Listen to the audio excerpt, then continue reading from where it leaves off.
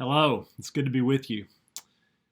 Recently, I have spoken with a number of people who have all expressed a similar thing that many of us feel, and that is that we are tired. The pandemic has lasted and continued on longer than we expected. The election had and the issues around that continue on.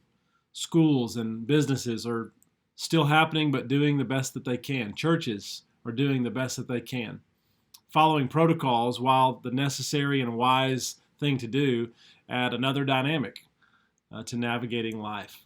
And on top of all of that, the stresses of everyday life never really went away.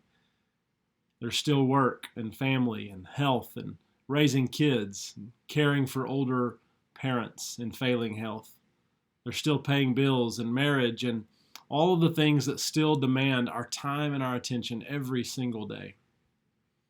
So this week, earlier in the week, I attended a ceremony for the Kaufman County Child Advocacy Center. They're moving into a new building. And as a part of that transition to their new building, they invited people to come and to write scriptures or prayers or words of encouragement on the walls of their new facility. And so the outdoor program ended, and they invited all of us to come in and spread out and write these blessings on the walls. The work that they do is really hard. Caring for and serving, helping children in Kaufman County who have been abused or impacted by abuse. And because of this and the work that they do, the passage that came to mind was Matthew chapter 11, verses 28 through 30. Listen to what it says. Come to me, all you who are weary and burdened, and I will give you rest. Take my yoke upon you and learn from me, for I am gentle and humble in heart, and you will find rest for your souls. For my yoke is easy, and my burden is light.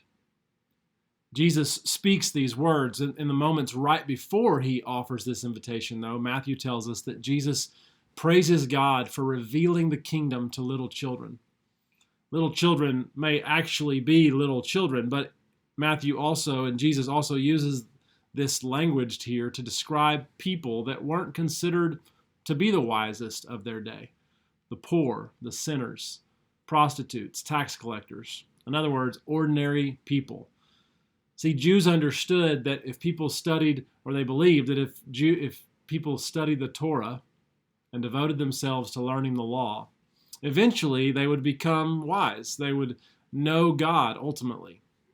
You can imagine if you weren't one of these scholars, one of these people who knew how to study Torah in the best ways. You were just an average Jew of Jesus' day, and this was the way that people thought about gaining wisdom, gaining connection to God. It seemed probably impossible.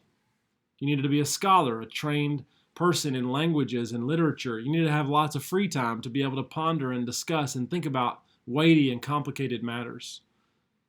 And to this, Jesus says, you don't have to be a scholar to come to know God. You just need to be a little child. And this is the way that it works, isn't it? A child learns from their parent. I mean, how many times have you seen your child or a grandchild maybe do something that you do, right? Thousands of times this has happened to all of us. Where did they learn it? And why did they do that? And how did they learn it? They learned it by watching you. They do what they see you do. And Jesus says that he did not come to know God by studying books about God, though that might be helpful. But he came to know God by living in God's presence, by listening to God's voice, by learning from God, by watching and then imitating what God did, like a child does with a parent. And what this means, Jesus says, is that ordinary people are now learning about the God that they felt so far away from in the past. Or maybe another way to think about this, that is if God is the house, Jesus is the window through which people look. And all people are now invited to come and see, to take a look inside this house. And now Jesus extends this same invitation to us. He says, come to me, all you who are weary and burdened, and I will give you rest. The yoke that Jesus talks about was referencing the yoke of the Pharisees. And the Pharisees talked about this a lot. And when the Pharisees talked about it, it was referring to the Old Testament law and all the commandments associated with the Old Testament. And the Pharisees would have spoken about putting on this kind of yoke, learning from this kind of yoke often. But Jesus here sort of reimagines this idea of a yoke. And so Jesus says, take my yoke upon you. And when Jesus says, take my yoke upon you, he's offering a different yoke, which he says is easy to bear. There are responsibilities, obviously, that come with Jesus' yoke and with following Jesus, but Jesus says that they are easy and that they are light compared to the other yokes that we place around our necks. The yoke of forgiveness, for example, is lighter than the yoke of anger and bitterness. The yoke of generosity is lighter than the yoke of selfishness. The yoke of love is lighter than the yoke of hate. The yoke of mercy is lighter than the yoke of condemnation. The yoke of compassion is lighter than the yoke of cruelty.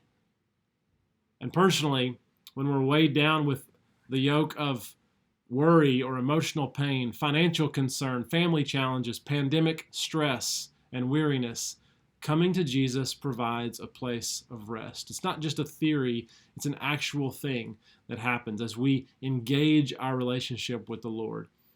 And when you line up all the other options, all the other places that we can go to numb our pain, to ease our anxiety, to release the fear of that we have about concerns in our lives or in the world, Jesus says that they will all prove to be heavier than what he offers to us instead. Children understand this, and this is part of Jesus' point.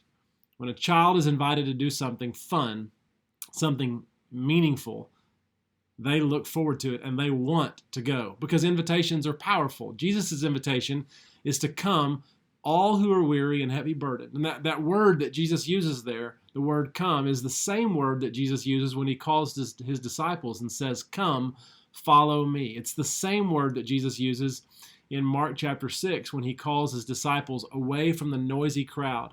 And he says, come with me by yourselves to a quiet place to get some rest. It's an invitation that has some urgency to it. Come, let's go. Come on. There's something I want you to see. And when someone says this, they are either in a hurry or they're trying to tell you that something really meaningful, really good lies ahead. And I think this is the way it was with Jesus' invitation. He says, come, let's go. Everybody who's burdened, everybody who's weary, I will give you rest. All the other places that you'll go will not ultimately provide you the rest and the light yoke that you're looking for. And today, I don't know what it is that has you feeling weary. I don't know what it is that has you feeling burdened, but I know there's something. All of us are carrying something. Everybody that you encounter today, tomorrow, in the days to come is carrying something. And Jesus' invitation is to come to him. And it's actually an act of trust, this going to Jesus. Do we believe that the yoke that we will carry as a follower of Jesus Christ is better than the yoke that we will place on ourselves or that we will allow to be placed on us by someone else? Are we willing to come without questioning, going just because it's Jesus who's asking us to go, to see what it is that Jesus wants to show us? He says that if we'll go, he'll give us rest.